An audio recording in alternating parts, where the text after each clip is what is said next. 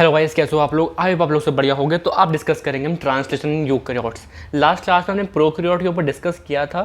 थोड़ा सा ना मैंने उसमें साफ बना के नहीं आया था, मुझे फील हुआ ऐसा, तो मैं सोच रहा हूँ थोड़ा सा मैं ढंग से नोट्स बना के लाया हूँ इस बार, सो दैट आप उसको इमेजिन जितना हो सकता है मैं कराऊंगा। ठीक है, तो आप देख पा रहे हो गया थोड़ा बहुत लास्ट वीडियो के कंपैरेटिवली थोड़ा इस पे काम किया गया है। ठीक है, अगर वो वीडियो समझ में ना आए तो मुझे बता देना, मैं उसको भी ढंग से रिकॉर्ड करके वापस डाल दूंगा जब तक आप तक ये वीडियो पहुंचेगी।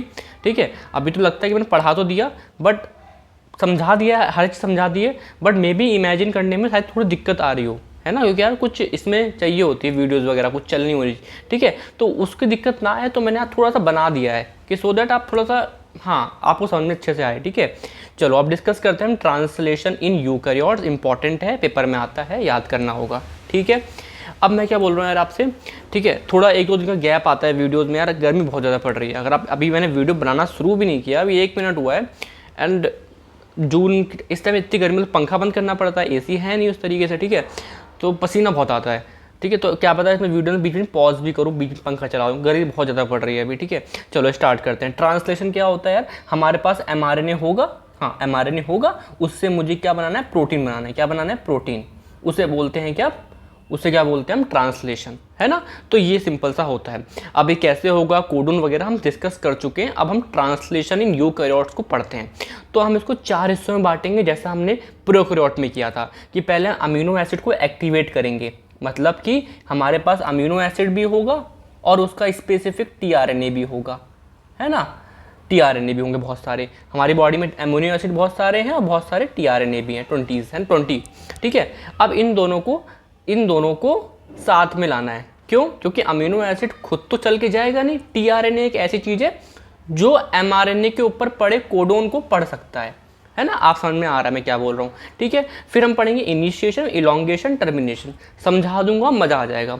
समझने वाली बात सिर्फ इनिशिएशन थोड़ा सा कॉम्प्लेक्स है, अदरवाइज इलोंगेशन, टर्मिनेशन बहुत आसान है। ठीक है, चलो स्टार्ट करते हैं।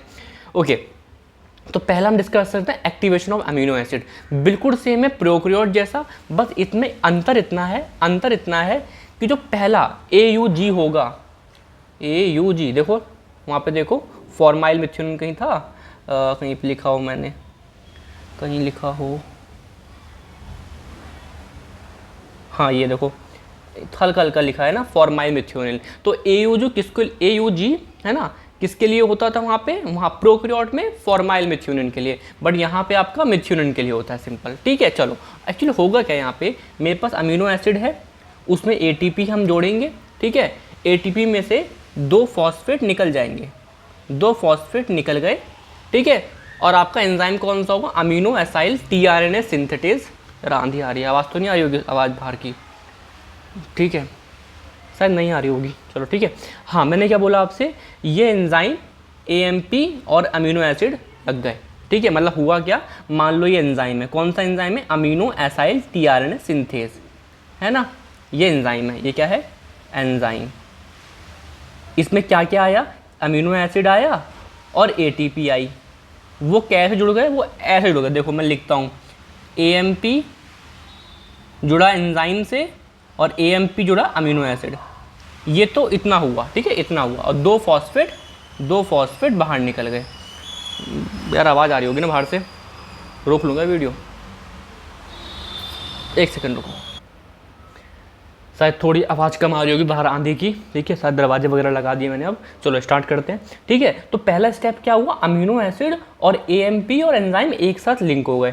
अब आपका टीआरएनए आया, स्पेसिफिक टीआरएनए, जिसके ऊपर क्या है, UAC वाला एंटीकोडन, क्या है, UAC वाला, वो आके यहाँ पे लगा, और ये अमीनो एसिड इस पे आके लग गया, यहाँ से हट के यहाँ लग गया। कहाँ लग गया अमीनो एसिड, यहाँ पे लग गया, है ना। और आपका AMP बाहर निकल गया। मतलब ये हुआ, देखो अमीनो एसिड ATP, पहले एक कॉम्प्लेक्स बना और फिर उसी एंजाइम ने टीआरएनए से क्या करा, टीआरएनए के ऊपर अमीनो एसिड लगा दिया। ठीक है, अमीनो एसिड लगा दिया। ठीक है, 3 प्राइम होता है ना ये, ACC। ठीक है, तो ये मिथ्योनिन लग गए, यहाँ पे देखो मिथ्योनिन लग गया। तो ये आपका सिंपल टीआरएनए था, बट अमीनो एसिड लगने के बाद तो बोलूँगा मैं इसको अमीनो एसाइल टीआरएनए। क्या बोलूँगा इसको मैं, एक्टिवेटेड टीआरएनए। क्या खास बात है इसमें कि टीआरएनए काम क्या होता है, बताओ टीआरएनए काम क्या होता है, अमीनो एसिड को लेके जाना, है ना, राइबोसोम तक।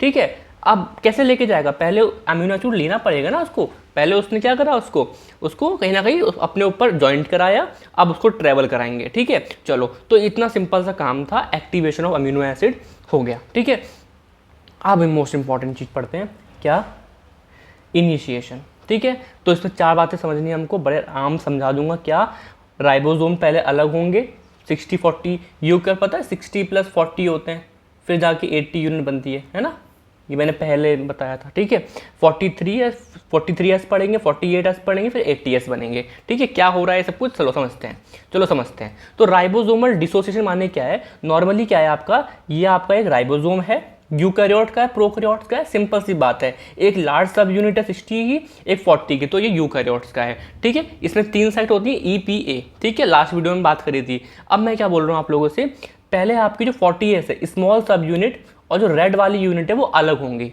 डिसोसिएशन होगा। इसे अलग कराने में आपके 2 इनिशिएशन फैक्टर आते हैं, 2 इनिशिएशन फैक्टर, कौन कौन से, यूकैरियोट इनिशिएशन फैक्टर 3, एक सेकंड यार बहुत पसीना टपक रहा है।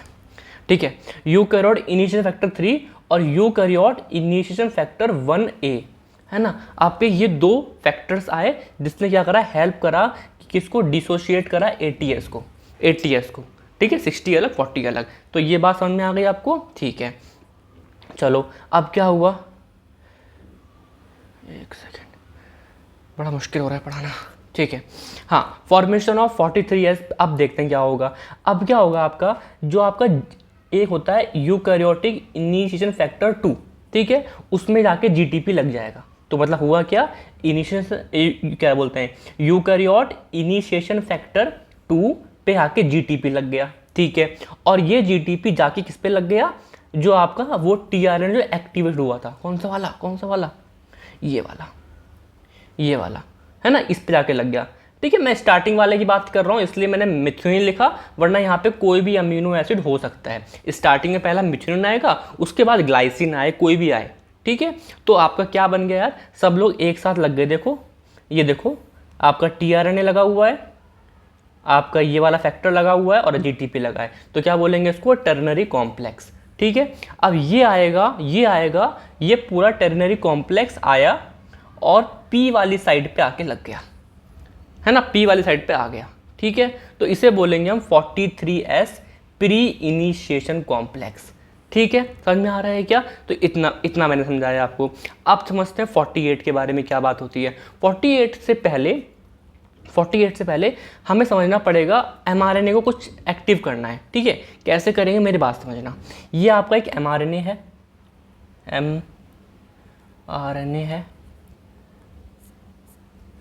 ठीक है, mRNA है, यार पसीना बहुत आ रहा है। हाँ, ये आपका एक mRNA है, ये 5 प्राइम एंड है, ये 3 प्राइम एंड है। ठीक है, ये आपका स्टार्टिंग में AUG स्टार्टिंग कोडोन है, ये लास्ट स्टॉप कोडोन है UAA। ठीक है, UAA, और ये क्या है आपका, बीच में कोई सेकेंडरी स्ट्रक्चर आ गए जो हमें चाहिए नहीं हो तो आ जाते हैं, कॉइलिंग वगैरह हो गई, उस वजह से आ गए। ठीक है, यहाँ पे आपका कुछ कैपिंग हो गई, है ना, कैपिंग हो गई, याद है पढ़ाया था, पोस्ट ट्रांसक्रिप्शनल मॉडिफिकेशन, कैपिंग हो गई, टेलिंग हो गई। ठीक है, तो ये सिंपल सा आपका mRNA है। ठीक है, अब होता क्या है गाइस, होता क्या है, मेरी बात समझना, होता क्या है आपका, एक कॉम्प्लेक्स आएगा, कौन सा, eukaryote initiation factor 4F complex है, इसका मतलब इसमें बहुत चीज़ें होंगी। ठीक है, क्या क्या होगा, 4A 4E और 4G, स्टार्टिंग का पता चला ना, eukaryote initiation factors 4A 4E and 4G, है ना, 4G, समझ में आ रहा है क्या। अब मैं क्या बोल रहा हूँ, पहले क्या होगा आपका, जो आपका 4E है ना, 4E है, वो जाके कैपिंग एड पे जाएगा और वहाँ जाके बाइंड कर लिया, दिख रहा है आपको ऑरेंज वाला, कैपिंग पे जाके वहाँ बाइंड कर गया 4G। ठीक है, और जो आपका 4A था, ये हरा वाला, इसने क्या करा, वो जाके यहाँ बाइंड हो गया, और जो ये सेकेंडरी स्ट्रक्चर है इसको न्यूट्रलाइज कर दिया, मतलब जो सेकेंडरी स्ट्रक्चर है उसको सही कर दिया, क्योंकि इसके पास कौन सी एक्टिविटी होती है, हेलिकेज एक्टिविटी होती है। इतना नहीं जानना आप लोगों को, सिंपल रखना चीज़ों को। ठीक है, अब क्या आया, बचा क्या बताओ, 4E का काम क्या हो गया, रिकॉग्नाइज करना। ठीक है, कैपिंग एंड को। ठीक है, और ये हेलिकेज वाला काम हो गया 4A वाला। ठीक है, अब बचा क्या है, 4G बचा है, तो 4G 4E के ऊपर आके लग जाएगा, ऐसे लग गया। ठीक है, अब क्या होगा, अब यहाँ पे क्या होगा, एक और आएगा, क्या, प्रोटीन आएगा एक, polypeptide, poly A binding protein, poly A binding protein, PAPB, वो आके लग गया यहाँ पे, देखो दिख रहा है आपको, इसके ऊपर आगे लग गया, ठीक है। मतलब कि क्या होगा, इसका नाम क्या बताओ, पॉली ए बाइंडिंग प्रोटीन, है ना। अब पॉली ए कहाँ होते हैं, टेल पे, याद है पोस्ट ट्रांसक्रिप्शनल मॉडिफिकेशन में टेलिंग बताई थी मैंने आपको, तो दिख रहा है आपको टेल में पॉली ए है, तो क्या होगा, ये आपका जो पॉली ए है वो आके यहाँ पे लग जाएगी, मतलब एक सर्कल बन रहा है, एक्चुअली हुआ क्या, ये हुआ, वाओ क्या हुआ, ये देखो लास्ट वाली टेल उठ के प्रोटीन ए बाइंडिंग प्रोटीन पे लग गई, तो आपका ये बन गया। तो ये हुआ आपका पूरा कंप्लीट क्या, mRNA एक्टिव हो गया।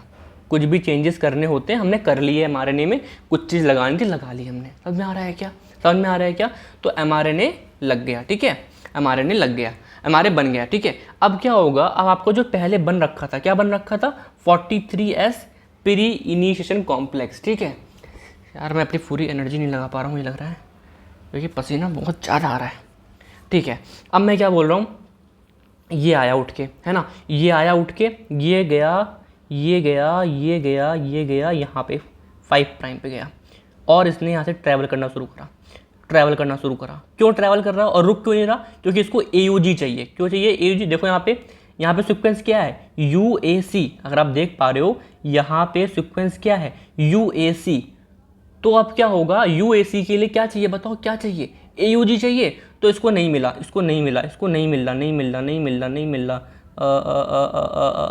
यहाँ पे उसको मिल गया, यहाँ पे मिल गया, दिख रहा है आपको, और ये रुक गया यहाँ पे, क्योंकि इसको यहाँ पे अपना एंटी कोडोन का कोडोन मिल गया, ठीक है। और यहाँ पे याद रखना, इस चीज़ में हेल्प करता है क्या, यूकैरियोटिक इनिशिएशन फैक्टर 4B, ठीक है। तो आपको यहाँ पे आके ये लग गया, तो ये क्या बना है, ये बना है आपका 48S इनिशिएशन कॉम्प्लेक्स। क्या डिफरेंस है 43 में और 48 में, क्या डिफरेंस है, mRNA का, समझ में आ रहा है क्या, यहाँ पे आपका mRNA भी आ गया है, ठीक है। चलो समझते हैं और आगे समझते हैं। अब समझते हैं ATS पे। ATS पे होगा क्या, जो आपकी लार्ज सब यूनिट थी, यार याद करो, देखो ये वाली 60S वाली, वो आएगी पिक्चर में, है ना, वो पिक्चर में आ गई, ठीक है। तो यहाँ पे क्या रेड दिख रहा है आपको, वो आ गया, ठीक है। और साथ में फैक्टर आया कौन सा, यूकैरियोटिक इनिशिएशन फैक्टर 5, ठीक है, जिसने क्या करा, हाइड्रोलाइसिस